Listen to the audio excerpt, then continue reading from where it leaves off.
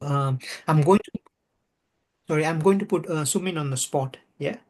Um, could you take me through some of your previous experience that Okay. you feel is relevant to the post that you apply? So can I go through this answer in the same category question? So I will start with my clinical experience that Yeah. relevant to the post.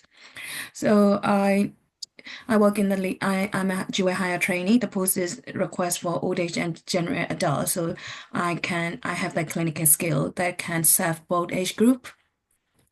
And another thing is, I'm always been fascinated by liaison psychiatry.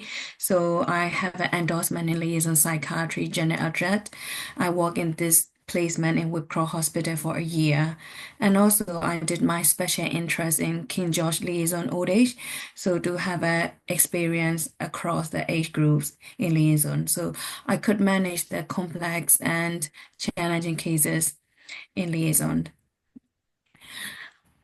On top of my experience, I like also learned different academic courses to equip me as a better clinician. For example, I did a diploma in legal medicine and I completed with distinction. So by learning that diploma, it equipped me to understand about case law, mental health act, mental capacity act. So by that means that I become more aware of the law and litigations and becoming a safer clinician and less risk averse and less defensive clinician. I'm currently doing a psychoanalysis course in with Institute of Psychoanalysis. It means I can understanding into the patient presentation and and communications and psychological formulation in liaison, we see very complex patient coming with self-harm, suicide, and also medically unexplained symptom and somatic symptom. By doing that course, I'm equipped to engage with the patient in multiple layers. So I have published a case report and also literature review about the medication and also ethical consideration about the use of nasogastric juice in the articles and then have done poster presentation about medically unexplained symptom and also at the QI project that I did in this team about the implementation and evaluation of the psychiatric inpatient follow-up clinic, which I'm really proud of, which improved the patient outcome. So these are my experience and teaching why I'm regularly teaching the junior doctors across both trusts in general hospitals and also in our trust to increase their knowledge about liaison psychiatry and also mental health and mental capacity ed, which is very useful in liaison. So by this experience, I think I'm a very ideal candidate to work in liaison psychiatry. But, okay. How do you feel with that answer? Do you feel what were the good things that you have done? Because I prepared this answer quite many times, so it's more like take me through CV or why do you apply the job type Mm, of answer with CMP structure. okay. And yeah, actually I don't know because with CV I would talk a little bit more, maybe a bit more into personal thing, but when you ask a Yeah. question is more about so I stop it after a little Mm, bit teachings as well. okay. In this, there are three areas that you need to cover. Okay. Yeah. One is ability to articulate career history relevant to the job, which you have done it. Okay. The second thing you need to answer was relevant, transferable skills and senior level experience in the clinical role. Okay.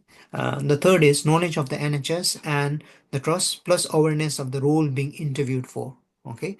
Um, does that make sense? So these are the three areas Sorry, that you Theo, need if to you take cover. that one again. Okay. I will forward that to you. So it is within Oh, that. Okay. oh, thank you. Okay. So I forgot the question, to be honest. I forgot the Okay. question. Could you take me through some of your previous experience that you feel is relevant to the post that you have applied? So usually we might say clinical experience and skills and knowledge. And the last one, NHS, wider NHS and Okay, the, three things. Okay, ability to articulate your career history relevant to the job applied, relevant transferable skills and senior level experience in a clinical role. Third is knowledge of the NHS and the trust plus awareness of the role being interviewed for. Okay, uh, you try to do it. Okay, but one of the suggestion is your answer try to make it concise. okay. Okay, because you need to be careful that if you answer too long in one question, okay, you don't have opportunity to answer other questions. Does that make Yeah. sense? Because all of the five people are given only two questions to ask. So if you are telling a long answer, the problem is you will have less time when the other questions are asked, because the Yeah. people are waiting for a turn. Okay, in this some of the things that you could have done. I'm not going to comment on the things which you have already done good, because those skills I don't need to say much. But some of the things that you need to be more clear is, keep in mind you are applying for a consultant job. You're not applying for a staff grade or a junior doctor. Okay, so you need to highlight that for this consultant job I'm applying, I've got the relevant skills which are transferable skills which I've learned through my dual training which I've done for old age and general. And in this, when I did it, I had a lot of clinical experience where I seen a caseload of patient that comes, which are well prepared for me to take this role of a consultant. Okay, when you say that, you also need to highlight the three skills: clinical, management, and leadership. Yeah. Does that make sense? So you can say Mm. in terms of the clinical, I've done it. In terms of the management, discuss about some of the quality improvement, additional degrees that you have done. So in terms of the leadership, you can also say that I have left. If you have done any leadership, like if you have been a like a ST rep. Okay, if you have been a Okay. BMA member or something, just to highlight. For me, in my case, I've done leadership and management fellow from Royal College of Psychiatry, and I was involved in I'm a doing QI it. Yeah. project. Okay, so that Yeah. helped me to answer that. As a consultant, I've also got the leadership skills, and I've done a Yeah. degree. I've done a good QI project, which is still highlighted, and that QI project was published in Royal College of Psychiatry. Okay, and I hope where if I'm given this consultant post, I will continue the good job that I have done, and this is one of the transferable skills which I can bring from my past experience to the current job to continue the good clinical medical practice which is stated in GMC. Does that Yeah. make sense? Oh, So indirectly, clinical and sorry, can you say you can say the good clinical practice which is highlighted in GMC as well as Royal College of Psychiatry. Okay, so you also need to stress that you are well aware of the GMC guidelines, good medical practice, and you yeah. also need to highlight, the gold standard set by the Royal College of Psychiatry. Yeah. So in your answer, you need to show that you are a clinician who is well versed about GMC, Royal College of Psychiatry. So the standard benchmark, because the question says that, okay, also knowledge of the NHS and you trust plus awareness on the being role. So by that, when you say the gold standard, indirectly you are ticking off the knowledge of the NHS. Does that Okay. make sense? Okay. Gold standard or the right college. Yeah. Yeah. Okay, will do. So make sure when you say this answer, stress it out so they hear, because they have got this tick mark. So they say, oh, this doctor said that, tick mark, tick mark. Ah, So there is a scoring system. So quite recently, I sat in one of the consultant interview. I just sat just to have an experience, and I saw the panel had the like a box to score the marks. So oh, based okay. on all the scoring mark, at the end, they sit together after the interview for like 10-15 minutes, and the three or four candidates, they score and mark and say which candidate has scored the most out of all the aggregate, and then they offer the job to that candidate. Okay. Okay. So are you clear of this Yes. first question? Yeah, Okay. yeah, thank you. Uh, Thanks. Now this is a question for Lukman. Okay. There are a number of questions. Okay. So the next question will be on teamwork. Um, Okay, Lukman, how would you encourage your team to work across traditional boundaries. What are the boundaries that you need to cross?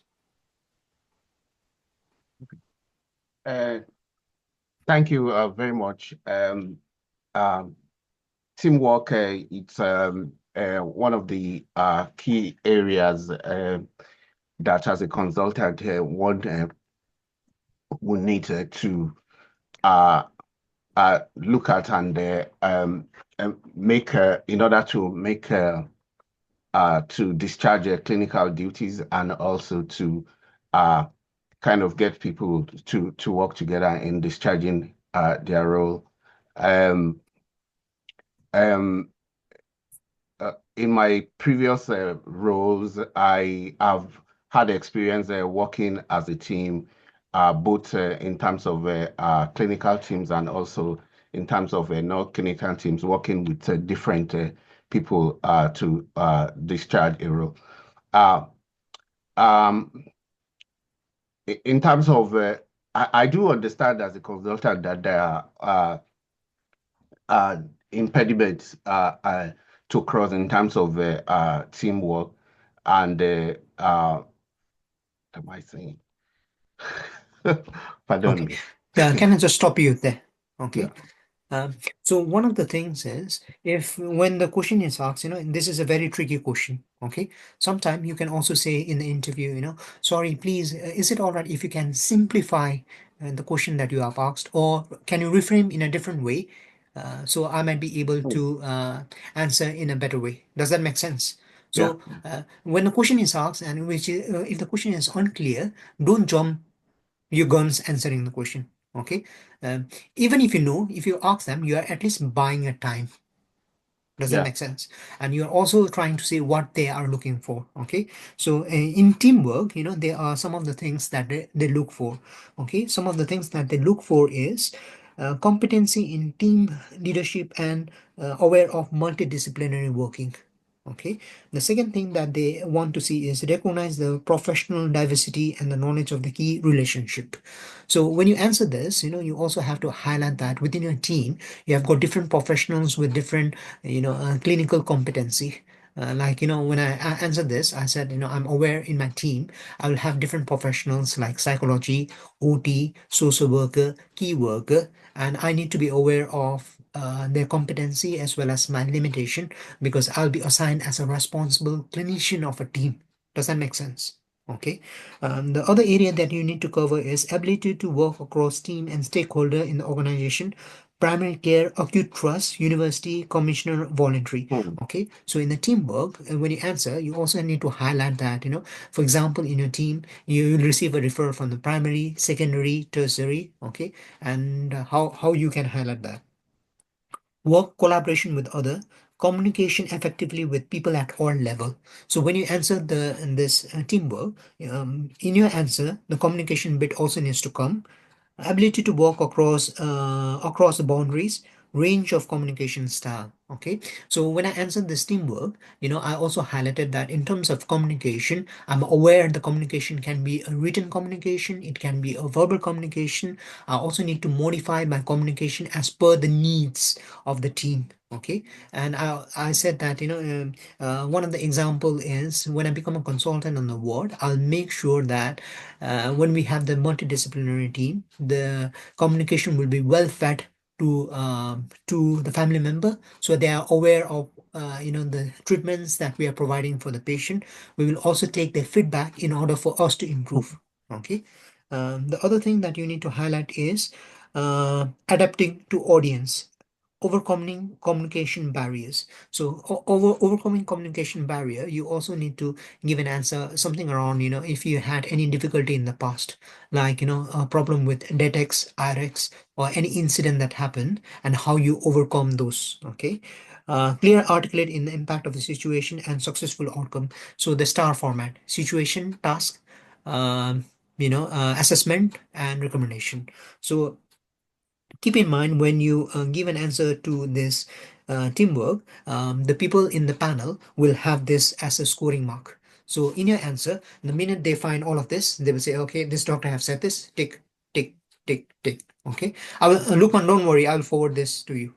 Okay. Thank you Okay. very much. Yeah. Uh, Now let us go in the compassion bit. Okay, so the compassion section is mostly asked by a representative of a family member. Okay, the I will ask you, Sumin, I will ask you the question that was asked to me. Okay, um, so the patient family member, representative asks me that all the patient deserves care and compassion. What do you understand by this statement? It is a very important statement. Because also represent our trust culture as well.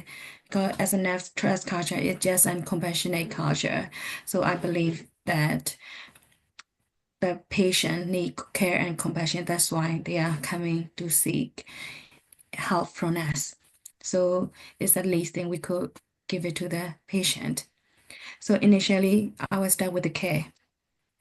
So the care is not just caring for the patient, it's also we like to think about their psychosocial approach in the care for the patient, in especially in our mental health, because treating just the with medicine is not just care. We also need to think about their social and their wider perspective. So we in the care we like to think the holistic approach, and also need to think about uh, care for the family as well. That's why we also have a carer support network and the carer involvement in our trust. So these are the care is and is what I like to uphold the value of the trust and culture as well. Another thing is compassion. Compassion is different from the care. It is about we how we treat somebody, and we can be compassionate and we can be an as well. So by being compassionate can improve the patient recovery and their journey, especially in liaison. We have a short time seeing the patient. In a short time, we have to focus the care by giving them both care and compassionate approach that improve our therapeutic relationship and patient engagement to their recovery care Okay, plan. so let us look at what are the things that you need to cover in this one. Self-awareness of the impact on others, build effective working relationship by listening and getting to know others, ability to engage with and empower service users and carers. In this, you also need to talk about how you are going to collect feedback, 360 feedbacks, multi-source feedbacks. Oh, Okay. yeah. You also need to talk about use of patient experience data. Yeah. Patient experience data. Oh, Yeah. yeah. So, so I would, when I say 360 feedback, we can put like patient experience, patient service, Patient things like that. Okay. feedback. Okay, so this needs to be in power. So the way I answered this question was, Mm, I made sure that I say, thank you very much for the question that you put forward, and thank you for providing me to answer this question. And I said, let me give you an experience that I had when I was working as a senior doctor. When I worked, I used to work in the RS team where I used to see a lot of patients with personality disorder. And one of the experience of the personality disorder was when the patient asked me what is wrong with me, and at that time, I had seen a lot of patients with personality disorder. It was the fourth patient I've seen with personality disorder. And without being aware of my own emotional reaction, I replied back to the patient that she doesn't have any mental illness. She just needs a talking therapy, and the patient took it in the wrong sense. Following this case, I had a chance to reflect on my own communication, and what I've realized was I was a bit insensitive in my comment. I also discussed this in my supervision. I also brought up in the balance group. It helps me to reflect. Okay, and following that, I arranged another appointment with the patient. I apologized to the patient, and when I reflected back, I also had a chance to go to the patient's note, and I also realized the background suffering and the trauma the patient had.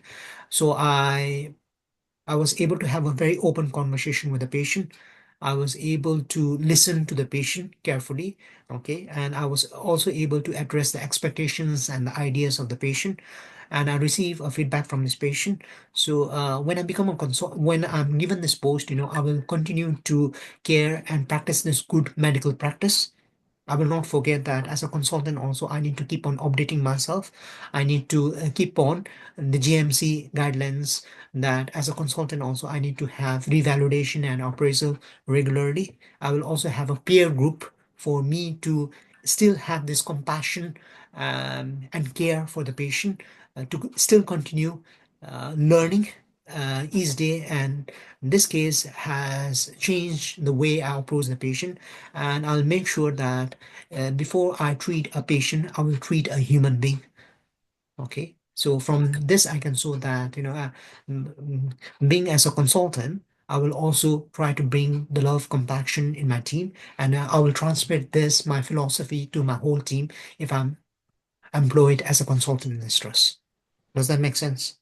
It's really good. Yeah.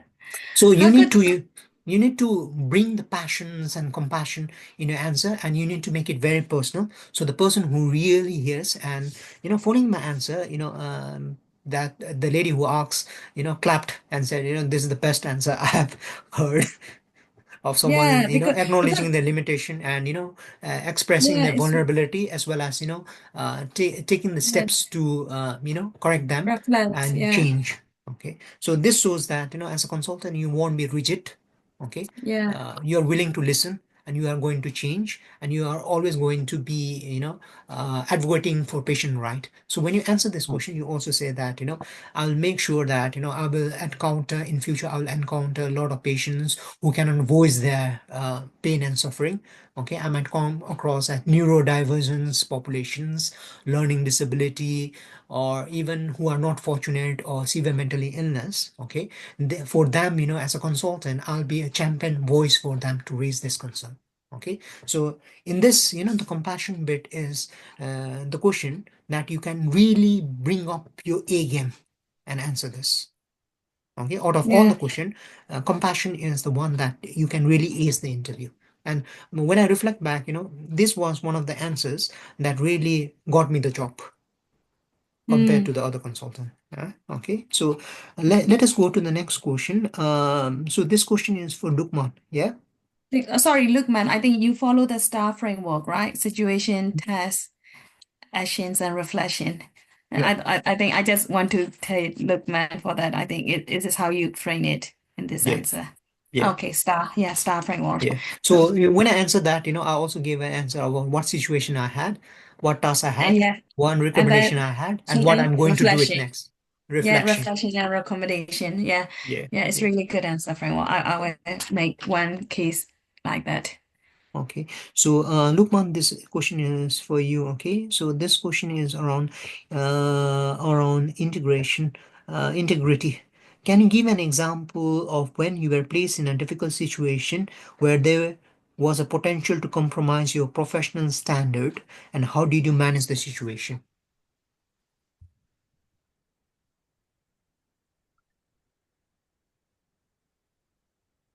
Thank you very much for the question. If you wouldn't mind, could you just say the question in a more simpler Okay. way for me to understand? So the simple way I can reframe is, as a consultant, you will have your own professional standards. Okay. When we give the job to you as a consultant, there might be a couple of situations where your professional standards could be compromised. Okay. If that happens, how are you going to manage it? Thank you very much for the question. Um, as a consultant, to be a professional standard, it's one of the key qualities that one should maintain in order to discharge care and improve the experience of both your patient and also the family. Uh, there are times when it appears that uh, uh, there are, there are issues within the service, and your professional standard is actually called to test. Uh, I could remember a situation whereby in my previous job where um, we have a very long waiting list of service users for a particular for the memory clinic. And I suppose we had a meeting, and I think the a suggestion from our non-medical colleagues was we trying to lump up so many patients within the clinic so that we can move on patients very quickly. Um, well, within the meeting, this did not sit well with me, and I made my opinion very, very clear. However, what I did in the clinic was to also put forward my alternatives. I suppose one of the alternatives that I put forward was whether or not it was possible for us to actually set up a kind of a weekend clinic, in which case we can give out some of these jobs out to our colleagues who are willing to work over the weekends and helps to bring down the caseload. Surprisingly, this idea um, was actually received very well with colleagues around the table, and they have not actually thought about this. And this was discussed with stakeholders outside the meeting, and they also sign up to the idea. Um, and I'm pleased today to say that we were able to do this, and we were able to see more patients, and we were able to to keep the professional standard uh, the way uh, it should be at a very high standard, and patients were seen very quickly. Uh, Care was delivered. Patients were happy, and staff and both clinical and both medical and non-medical staff were also very happy with the outcome. Um, I suppose for me, it did not stop at that. I actually took time to look at what I have done and also reflected on it, look at the good side of it, and also look at the challenges we faced along the line and how we could improve uh, going forward without us finding ourselves in similar situation in future. Thank you. Okay. In this, the areas that you need to cover is set the high standard for self and other, willingness to challenge the traditional practice, appreciate the general medical practice and implication in terms of professional registration, retaining the license to practice, evidence of ensuring GMC embedded in day and clinical practice and behavior, maintaining professional integrity. Okay, so in this, do you know the four things which the GMC says? Autonomy. Uh, Autonomy, Mhm. there are four things. do no So harm. please, yeah. Which are the four things? Autonomy. Autonomy, do no harm, non-maleficent, and what Okay. else? So look at the GMC because Yeah, integrity got is that. GMC guidelines. Okay.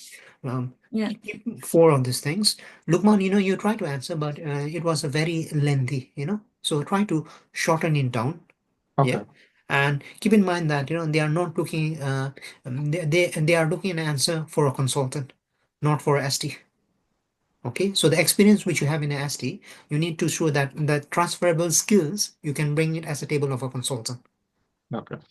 Does that make sense? Okay. So the example which you gave, just try to say that, the experience that I had from that experience of, what I've learned is Yeah. proper communication, so point out the things, the positive points from that experience, and you say that, the question is about, what was the question? Professional standards. So you can say that as a consultant, I will have a lot of these challenges, and I would love to welcome this challenge. Okay, so it gives indirect message that as a consultant, you are willing to accept the challenge and you are willing to turn. And it also says, retaining your GMC license. So for that, you also say that if there is any difficult standard, I will bring up to the peer group meeting, because as a consultant, you will also have peer group. Okay. You will also have regular consultant meetings. So you can say that, the difficult cases, I'll make sure that, I bring up to my peer group, I bring up to my consultant panel. um, and in our trust, we also have a local teaching. So if there is any cases that has got complexity, I can ask my junior doctor to present that case in the local teaching meeting. So I can also get an opinion from the other professionals and the consultant. So it helps me to see that case from a different angle. Does that make sense? So when you answer this question, you answer as if you are already a consultant that has worked so many years. Okay, never Okay. answer this as an ST, answer as a consultant. So they know that what kind of package that they are getting. Yeah. Okay. So we only have now 3 minutes. We will practice on Monday 8. Okay. Yeah. Yeah. Let us Yeah. not try to do too many things. So we have got 3 minutes. Is there anything to reflect from today?